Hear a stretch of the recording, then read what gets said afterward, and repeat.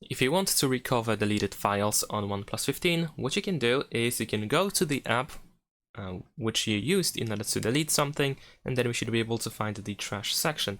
So for example, if you used the My Files app, if you removed something using this file manager, then at the bottom of Files option you should be able to find recently deleted.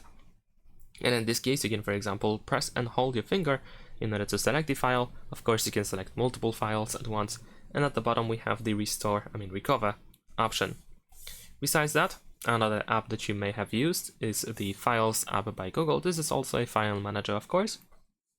And in here, we can tap on these three lines in the upper left corner, and we have trash in here. And just like before, we can select whatever we want to recover, and we have this restore button.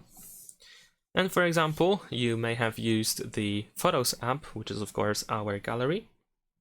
And in this case, if you want to recover deleted photos or videos, you can go to Albums, scroll down, and we have recently deleted. In here, just like before, press and hold in order to select the first item, and we can select multiple photos and videos, and we can choose to restore them if needed. Thanks for watching, leave a like and subscribe.